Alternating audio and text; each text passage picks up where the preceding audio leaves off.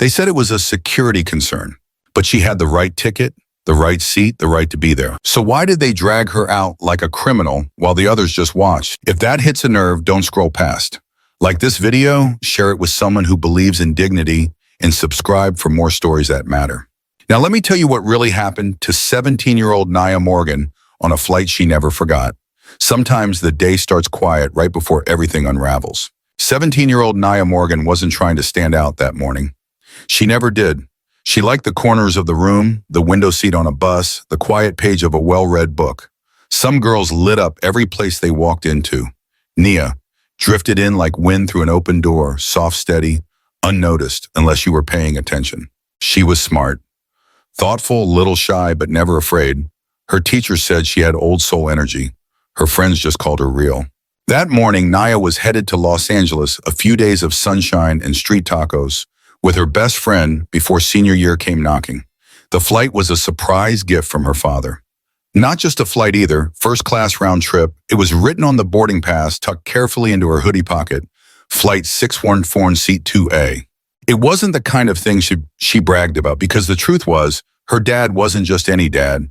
He was Victor Morgan, founder and CEO of Ether Air, one of the fastest-growing airlines in the country. But unless you recognize the last name on her ID, which most people didn't, you'd never guess. And Nia preferred it that way. At JFK Airport, she blended in effortlessly. Loose black jeans, a slate blue hoodie, and an old backpack with fraying straps. No brand names, no flashy jewelry, just comfort. Her keychain dangled from the zipper, a tiny wooden book engraved with the words, "Words build world." The woman at the bag drop smiled when Nia thanked her. The TSA agent barely looked up as he waved her through. And Nia didn't mind. She liked people but didn't need to be seen. You don't have to announce who you are. Her father once told her, people who know will know. People who don't won't matter. She believed that. She really did. But belief doesn't always protect you. As she moved through the terminal, there was a lightness in her step. She sipped warm coffee, checked her gate, watched families hugging couples, bickering, flight crews walking like clockwork. The airport to her felt like a breathing city full of strangers with stories she'd never hear. And that was okay. She liked wondering where people were going, what they were chasing, who they were running from. But then something changed, not loud, not obvious, just a shift. At the far end of the terminal, Gate 17B loomed in view. And as she got closer, the air around her felt different, like a hallway gone quiet in the middle of a conversation. One man, tall uniformed arms folded, glanced her way, then looked again. His eyes didn't say hello. They asked something else. "You sure you're supposed to be here?" Nia had seen that look before. She adjusted the strap on her backpack, slowed her breathing, told herself not to read too much into it. Still, something in her chest tightened, just for a second. Maybe this flight would be fine. Maybe this time no one would ask. No one would doubt. She held on to that hope. Right up until the moment they scanned her boarding pass, it started with a look. Not loud, not angry, just enough to shake something loose inside her. Nia approached the gate with her phone in one hand and her boarding pass in the other. She glanced up at the screen, Flight 614 on time. The line for pre-boarding hadn't formed yet. Good. She liked being early. Behind the counter stood a tall, square-shouldered man in a Navy uniform. Mr. Halpern. The name tag read, maybe in his late 50s, impeccably groomed, tie pinned straight. He was flipping through a stack of boarding passes with the kind of precision usually reserved for brain surgery. As Nia stepped forward, he looked up, and for half a second, his face went blank, like a screen that hadn't loaded. Then something shifted. His eyes scanned her hoodie jeans backpack, then lingered. "Can I help you?" His tone wasn't rude. It was colder than that, polite in a way that felt preloaded, like he already assumed there was a problem. Nia smiled softly. "Yes, I'm in first class, seat 2A. She offered her boarding pass with both hands, just like she always did, respectful, steady. Halpern didn't take it right away. He looked at her, then the pass, then back again. His jaw tightened slightly. Two, the way he repeated it, not confused, just surprised, as if the seat number didn't fit the person in front of him. "That's correct," Nia replied. She kept her voice calm, just like her dad taught her. Halpern finally took the boarding pass and scanned it. The machine beeped a soft, friendly ding, the kind that usually meant welcome aboard. But Halpern didn't smile. He stared at the screen, then at Nia again. "This is for first class," he said, slowly. "Yes." Nia nodded. That's where I'm seated. He paused like something didn't quite add up, even though everything clearly did. There was a moment, just a breath, where she thought he might ask to see her ID too, but instead he handed back the pass. We haven't started boarding yet, he said flatly. You can wait over there. No smile, no enjoy your flight, just dismissal wrapped in formality. Nia stepped aside, taking a seat near the window. She exhaled slowly, eyes watching the tarmac where the plane was still being prepped, but her mind wasn't on the runway anymore. It was on him, on his tone, his eyes, his pause. It wasn't the first time someone had looked at her like that, like she didn't quite belong, like she needed to explain why she was where she was. She'd felt it in hotel lobbies, at the front of classrooms, even in dressing rooms. Always the same stare, always the same silence. She reached into her backpack and pulled out a small notebook, soft leather cover, creased at the corners. She flipped to a blank page and wrote just one line. It's happening again. No flourish, no emotion, just the facts. The way she always did it, not for proof, but for clarity. So that later, when she questioned herself, when she tried to convince herself it wasn't that bad, she'd have something real to look back on. Her father once told her, some people don't see the world as it is. They see it through what they think you deserve. She was starting to feel it now. Not rage, not yet, just that slow, familiar ache that started in the gut and climbed to the chest. Still, she hoped she was wrong. Maybe he was just having a bad morning. Maybe it was nothing. But deep down, she knew better. And the flight hadn't even started yet. Sometimes it's not what they say, it's what they don't. Boarding was called for first class. Nia stood slowly, shoulders relaxed, but her heart already tapping out a quiet rhythm beneath her hoodie.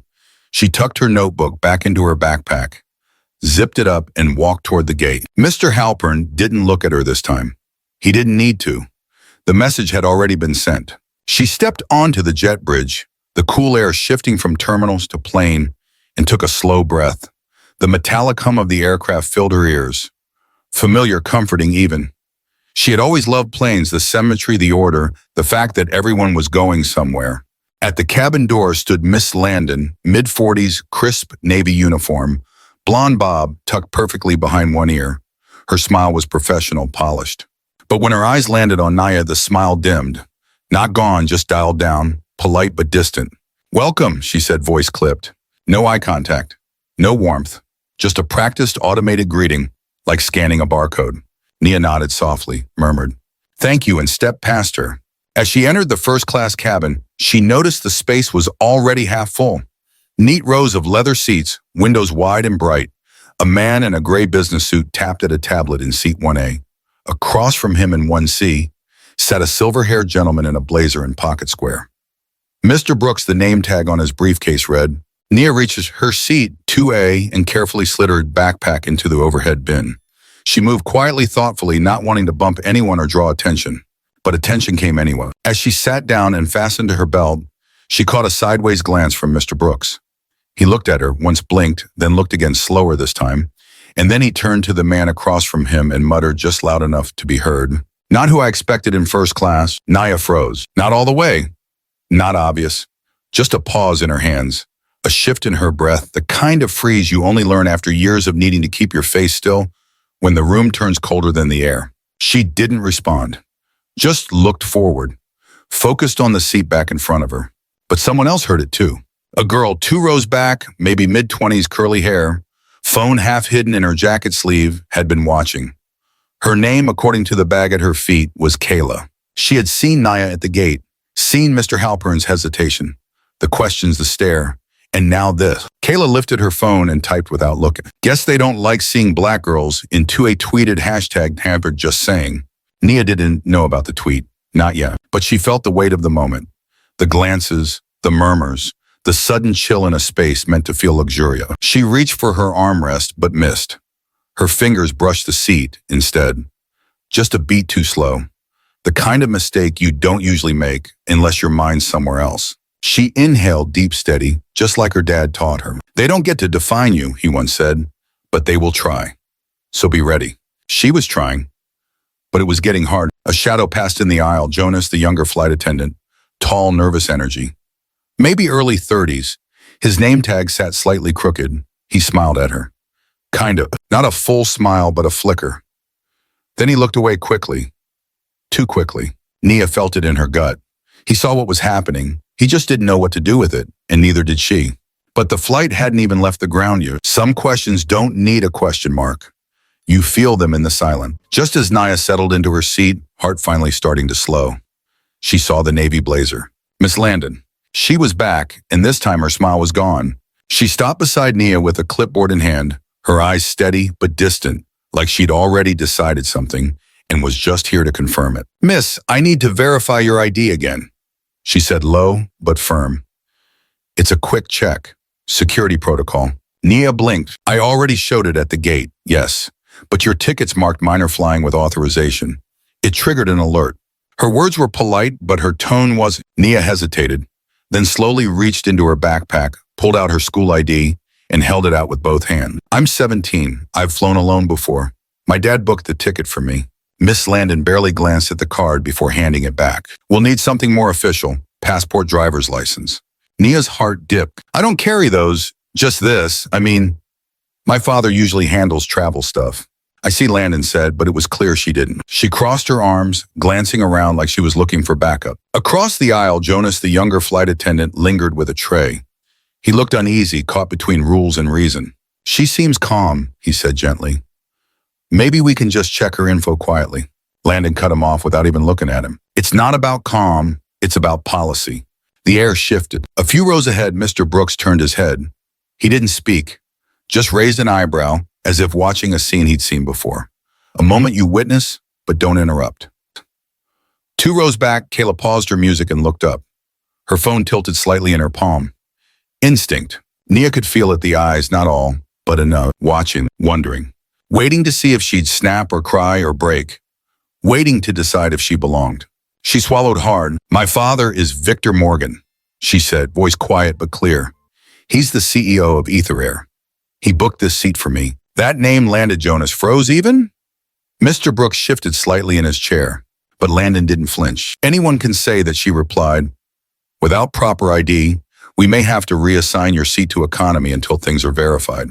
Nia felt something hollow open inside her. It wasn't the threat, it was the way her words, her name were treated like guesswork, like she was just playing dress up in a seat too expensive for truth. Jonas stepped closer. Maybe we... Jonas. Landon snapped, please stay in your lane. He stepped back, boiling. Nia didn't. She sat still. Not because she had nothing to say, but because she knew saying more might not change a thing. And in that stillness, something burned quietly behind her eyes, not from fear, but from the sting of being doubted in plain view. Not one person said anything. Not yet. And Nia, she just breathed. Because right now, that was all she could do. There's a line between doubt and damage. That morning, they crossed it. The door to the aircraft creaked slightly, followed by brisk footsteps. Nia turned her head just in time to see Mr. Halpern, the gate agent, step into the cabin with that same tight jaw, same clipped stride. He didn't greet anyone, didn't look around. He walked straight toward her seat with Ms. Landon right behind him. The two of them side by side, blocking the aisle like a verdict. Miss Morgan Halpern said, formal but not kind. Due to an unresolved identification issue, we're asking you to relocate to economy until we can verify your status. The words hung in the air like bad smoke. No apology, no offer to help, just move. Nia's fingers curled around her seatbelt. But I've explained everything, she said softly. My father booked this seat. I've flown alone before. You have my ID. Her voice was even, but her chest felt tight. Halpern took a half step closer, his hand outstretched. Please, miss, don't make this more difficult than it needs to be. There it was, the tone that wasn't a request, the weight behind his words, like she was the problem now. Miss Landon stood just behind him, arms crossed, silent. Nia hesitated, then shook her head. I'm not refusing, I'm just asking, can I please call my father first? She didn't raise her voice. She didn't yell. She asked, and that's when it happened. Halpern reached forward, not fast but firm, and grabbed her arm. She gasped, her body instinctively twisting away, but the motion knocked her sideways, her hip banging hard against the seat divider. A sharp sting radiated up her side. Kayla's phone caught everything. The grip, the recoil, the sound of contact, the silence that followed. And then the voices. Hey, what the hell? Kayla's voice cut through the cabin. This is not okay, she shouted, standing up with her phone held high. She's a kid. Other passengers turned. Some gasped. One woman muttered, oh, no, as she reached for the call button. Jonas rushed down the aisle. Mr. Halpern, please, this isn't necessary. Stay out of it. Landon snapped, stepping in front of him. We're handling it. But Jonas didn't back away. Not this time. His eyes locked on Nia, who was now sitting frozen. Eyes wide, chest rising and falling too fast. She wasn't crying, but her lips were trembling, and when she finally spoke, her voice barely made it above a whisper. Let me call my father. That was all she said. No threats, no demands. Just that one quiet request. And somehow, it was louder than everything else in the room. There are moments when silence breaks and power speaks. The cabin was still tense. Jonas stood frozen halfway down the aisle. Kayla still had her phone up, her eyes wide with disbelief. Her Halpern and Miss Landon had stepped back slightly, not in apology but in calculation. And Nia sat hunched in her seat, not collapsed, not curled in fear, just still like someone gathering herself back into her own body. Her fingers moved slowly, pulling her phone from the side pocket of her backpack. She unlocked the screen with a quick swipe. No hesitation, no panic. She tapped a name. Miss Prescott, Dad's office. 1 ring. 2. Prescott speaking. It's Nia, she whispered, barely holding her breath. They grabbed me. Again, I didn't want to call, but I had no choice. There was silence on the other end, but only for a beat, then a shift in tone, calm, focused, professional urgency. Are you hurt? Just bruised. They're saying my ID isn't enough. They're threatening to move me. What flight? 614, JFK to LAX Ether Air. First class seat 2A. Prescott didn't ask anything more. Stay where you are. I'm patching through now. A series of beeps, a quiet hold tone. Nia stared at the seat in front of her hand, gripping the phone, knuckles pale. She could hear the hum of the engines outside. The voices inside had quieted, but the pressure was building. Then a deeper voice came through, solid, calm, familiar. Victor Morgan. Nia, I'm okay, she said softly. They didn't believe me. They wouldn't let me stay. I tried to explain. He didn't interrupt. He didn't need details. I'm in the middle of a strategy meeting. Doesn't matter. I'm here now. A pause. Then his tone dropped an octave, steel, wrapped in velvet. Stay where you are. Put me on with the lead flight attendant. Now, Nia looked up. Linda, the lead flight attendant, had just stepped into the cabin from the cockpit area. She'd been monitoring things quietly, not interfering, not defending, but present. Nia caught her eye and held up the phone. My father wants to speak with you. Linda hesitated only a moment. Something in Nia's eyes must have said enough. She reached forward, took the phone, and raised it to her ear. This is Linda Harrison, lead flight attendant, flight 614. A beat of silence. Then, yes, Mr. Morgan. Yes, sir, she's right here. Her expression changed slowly. Brows lifted, shoulders dropped. Understood immediately. Of course, she lowered the phone. The entire first-class cabin watched. Thank you, sir.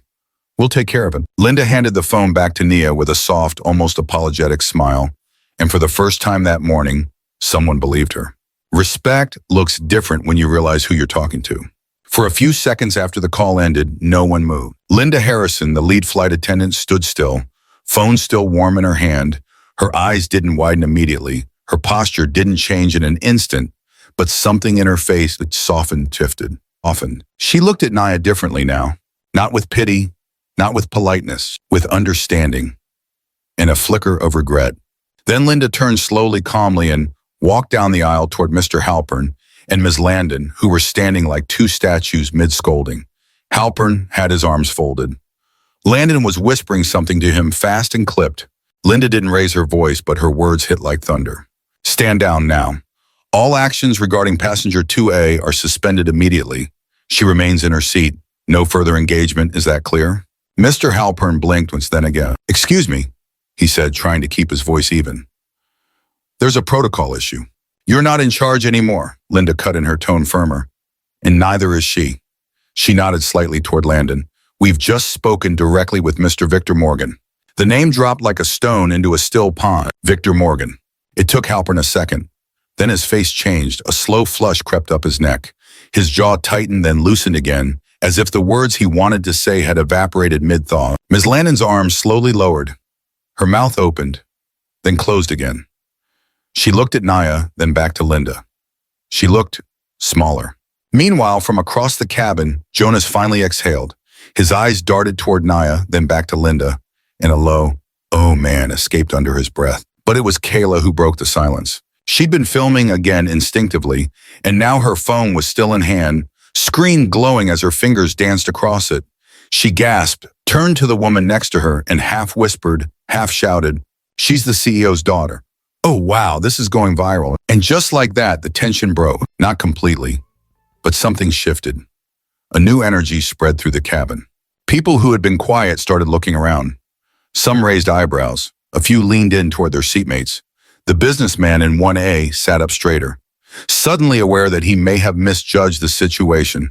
Mr. Brooks cleared his throat, awkwardly avoiding Nia's direction. And Nia, she sat still, not smug, not angry. Just steady, like someone who'd held the truth the entire time and was now simply waiting for the rest of the world to catch up. Linda stepped back to her seat, took a breath, and made a quick note on her tablet. "We'll proceed with final boarding," she announced calmly over the intercom. "Please remain seated and respectful, thank you." But everyone was still watching Nia. She could feel it, the shift in gaze from suspicion to curiosity, from doubt to discomfort. The same people who'd once wondered if she belonged were now wondering what she might do. But Nia didn't flinch. She turned slowly toward the window, exhaled through her nose and closed her eyes. Because power, the kind that lasts, doesn't always show up loud. Sometimes it just sits quietly and waits to be recognized. There's a difference between being allowed to speak and choosing when to. The plane was nearly ready for takeoff, but the cabin wasn't quiet. It was holding its breath. Nia sat still in seat 2A's on the window, the soft hum of the engine in the background. She could feel it every glance, every flicker of attention shifting her way. The same people who had looked through her 20 minutes ago were now looking at her. Mr. Halpern stood stiffly near the galley, hands behind his back, face flushed. Mrs. Landon hovered at the edge of first-class jaw, clenched eyes fixed on nothing. And that's when Nia stood up. She didn't do it quickly. She didn't rise like someone about to make a speech. She rose like someone reclaiming space. She stepped out into the aisle, tall, composed, and turned to face them. Every conversation stopped. "I wasn't going to say anything," she began, voice soft but clear. "I was just trying to get to my seat, that's all." "But you didn't just question my seat. You questioned my right to exist in this space." The words landed with a quiet force that filled the cabin more than shouting ever could. "You looked at me and you assumed I didn't belong. Not because I was rude, not because I did anything wrong, but because of how I looked, because of what you expected first class to look like." Ms. Landon looked down. Mr. Halpern blinked hard. "You asked for my ID. I gave it. You said it wasn't enough. I told you who my father was. You laughed inside your eyes. You didn't just make a mistake. You made a choice." Silence, not empty, heavy. Linda stepped forward, then eyes filled with something between apology and admiration. "Miss Morgan," she said gently, "I am truly sorry for what happened here. You were calm, you were respectful, and you were mistreated. That is not how we do things at Ether Air. Or at least it's not how we should." Nia nodded but didn't respond. Because now Jonas, the young attendant, was stepping closer too. He looked shaken, almost ashamed. "I saw what was happening," he admitted quietly. "I should have said something sooner. I froze. I thought maybe it would go away, but it didn't. I'm sorry." Nia looked at him for a long second. "Thank you," she said simply. "It's not too late to do the right thing." From the second row, Kayla stood up, stepping into the aisle with something in her hand. "Hey, my boyfriend's a civil rights attorney," she said, voice a little nervous but firm. "You don't have to do anything, but just in case." She handed Nia a clean white business card. Nia took it gently, eyes meeting Kayla's. "Thank you," she said again. "Not just for the card, for witnessing." Then came the soft ping from a dozen phones, notifications, alerts. Kayla's video of Nia being grabbed, her voice, her calm resistance was already online. The screen lit up with a hashtag, "Justice for Nia," retweeted, shared, exploding. Across the country, people were about to see what happened. Hear every silent stare, every grab, every moment. Someone should have spoken and didn't. And Nia, she didn't smile, but she looked stronger. Not because she'd shouted, but because she'd stood.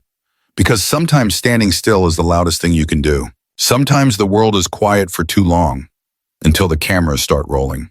By the time the wheels touched the tarmac at LAX, the cabin was no longer tense. It was stunned. No one had spoken since takeoff, but the silence wasn't from discomfort anymore. It was reverence. Word had spread like wildfire. It's the air, thousands of feet above the world. Nia Morgan had become a name. Millions were starting to learn not from headlines, but from a single video. Kayla's tweet, clipped, raw, and real, had already hit over 2 million views in under 12 hours. The hashtag #Justice for Nia was trending nationally, so was another, "Not your first class." And when the aircraft door finally opened, the first thing Nia saw wasn't sunlight. It was flashbulb. A line of reporters stood behind security barricades at the end of the jet bridge. Microphones raised, cameras rolling, voices rising. Nia, is it true you're the daughter of Victor Morgan? Do you plan to press charges? What message do you have for other young black travelers? She didn't answer. She didn't have to, because he was already there. Standing just beyond the private corridor, tall, composed in a dark gray suit, Victor Morgan didn't need a spotlight. His presence alone commanded one. When Nia stepped into view, he didn't speak at first. He didn't need to. He stepped forward and pulled her into a hug. No cameras, no posing, just a father holding his daughter. You did everything right, he whispered, his voice low but steady. Everything. Nia didn't cry. Not then, but for the first time all day, she let her head rest against his chest. Behind them, the press buzzed like static, but the noise couldn't touch that moment. From the terminal entrance, Linda Harrison appeared still in uniform, clipboard tucked under one arm. She hesitated, then approached with visible care. Mr. Morgan, she said quietly, I just wanted to apologize for what your daughter went through. She didn't deserve that. I did my best to stop it when I could. I should have done more. Victor studied her for a second. Then he extended his hand. You showed integrity, he said plainly, when it mattered. Thank you. Linda nodded, visibly relieved. I wish everyone had. The next day, the headlines broke. Ether Air fires gate agent flight attendant. After viral incident, CEO's daughter, mistaken for fraud, corporate apology released. Mr. Halpern and Ms. Landon were both terminated within 24 hours of landing. The internal memo cited gross misconduct, racial bias, and failure to de-escalate. Ether Air launched a full internal investigation with Victor Morgan pledging to overhaul their implicit bias and anti-discrimination protocols. Public reaction was immediate and divided. Some applauded the swift action. Others asked why it took a CEO's daughter to trigger consequences. But most just kept watching that video. The moment Halpern grabbed her arm, the way Nia didn't yell, didn't fight, just stood her ground with grace. The clarity in her voice when she said, let me call my father. Back in her hotel room, Nia sat by the window phone face down, untouched. She wasn't reading comments. She wasn't looking at headlines. She just watched the city lights flicker through the coin like stars that had forgotten where they belonged. Victor walked in quietly and sat beside her. The world's going to keep talking, he said. You can stay quiet or speak up. Either way, I'm behind you. Nia didn't answer right away. Then she looked at him. Not yet, she said softly, but soon. The most powerful voice isn't always the loudest. It's the one that speaks after silence. 3 weeks later, the ballroom was filled, not just with suits and name tags, but with a quiet kind of attention. The kind that comes when people know they're about to hear something that matters. The event was hosted by the National Forum on Service Equity, a gathering of executives, activists, and leaders across the travel and hospitality industries. The theme that year, dignity in the details. At the podium, a young woman stood in a navy blue blazer, her hair pulled back, her voice steady. Nia Morgan. There was no dramatic entrance, no special lighting. She simply stepped onto the stage when her name was called and adjusted the mic like she'd done it 100 times. But this was her first time. She looked out at the crowd, rows of polished faces, cameras perched at the back. Notepads ready, and in the very last row, half shadowed by stage lights, stood Victor Morgan, his arms folded, eyes quiet, proud. Nia took a breath. Then she began, 3 weeks ago, I boarded a flight to Los Angeles. I had a valid ticket, a legal ID, a seat assignment, everything in order. And yet I was pulled from my seat, grabbed, questioned, humiliated in front of strangers. Not because I'd done anything wrong, but because some people couldn't believe I belonged where I was. She paused, letting the truth hang in the air, letting it settle. They thought I was pretending, faking, fraudulent. What they didn't know was who my father is. What they never asked was who I am. The room was silent, but it wasn't still. You could feel the shift, the lean forward, the held breath. I didn't come here to point fingers. I came to say this: these moments, these quiet daily denials of dignity, don't start at the gate. They were built long before in training manuals, in unchecked assumptions, in silence. Her voice didn't waver, but it didn't rise either. It stayed right where it was, firm, measured, grounded. I wasn't the first, I won't be the last, but I do have something now that many before me didn't. I have visibility, I have this platform, and I plan to use it. She looked to the side just for a moment toward her father. He didn't nod, he didn't smile, he just watched her still, the way a mountain watches a storm pass. And Nia turned back to the mic one last time. I didn't ask to make a statement. But now that I am one, I'll make it count. The applause didn't start all at once. It began with a few claps, then a few more. Then the room stood. Not because she demanded it, but because she had earned it. And as the lights dimmed and the cameras flashed and the crowd leaned in to shake her hand, Nia Morgan stepped off the stage not as a passenger, but as a voice. And this time the world was listening. If this story moved you, if it made you stop and think, then we invite you to like this video, share it with someone who needs to hear it, and subscribe to Mr. Mac Stories for more powerful, true-to-life tales that matter. This isn't just a story about injustice. It's a story about dignity, quiet strength, and the courage to speak up when silence is easier. Your support helps our team keep bringing you the stories that challenge, inspire, and remind us all of what we're capable of when we choose to listen. Thank you for being here. Thank you for standing with stories that stand for something.